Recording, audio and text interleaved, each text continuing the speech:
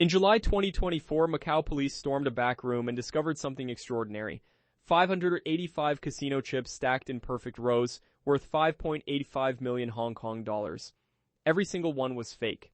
These counterfeits had already passed through dealer hands, RFID scanners, and UV authentication across 6 major casinos for months. Millions in fake chips had been bleeding into Macau's gaming floors. The most secure gambling operation on Earth, and nobody noticed. By dawn, casino executives realized their nightmare.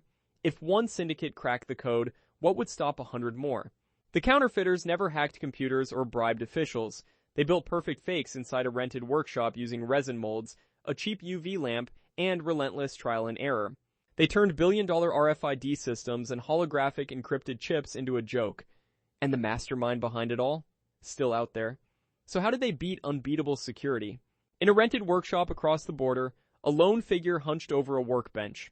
The air smelled of chemicals and hot plastic as he carefully poured resin into silicone molds.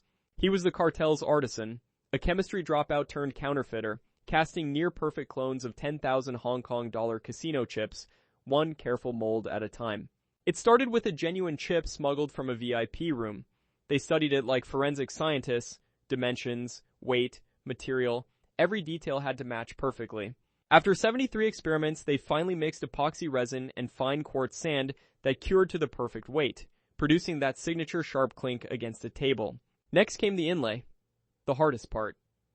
Using a high-resolution scan, they printed near-identical designs complete with microtext and tiny holographic stamps that glowed under UV light.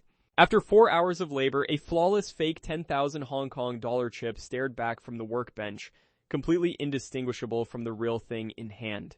3 weeks later, a courier crossed the border with 30 fakes hidden inside his backpack lining, mixed among real chips, a carefully planned test run into Macau's casinos. Inside the glittering casino, he bought into a baccarat table, slipping 2 fake chips into his stack. The dealer paused, held one up to the light, and nodded. The swap was elegant. Fake chips entered circulation during play, genuine chips came back in exchange, then got cashed out for real money. The house never suspected a thing. Night after night, the operation scaled up across 6 casinos, earning 870,000 Hong Kong dollars in 3 weeks. But greed began pushing the syndicate dangerously far. Casino security chief Alan Lowe discovered one chip with markings just 3% off under a spectrometer. The house was fighting back, and a carefully coordinated trap was being set. On March 18, 2025, police and casino security moved simultaneously across 2 casinos, arresting 6 suspects caught red-handed, pockets full of counterfeits and freshly redeemed cash. The workshop was raided, the artisan captured, but the ringleader vanished. Somewhere out there, a new counterfeit operation is already being built. The race between the mint and the house never ends.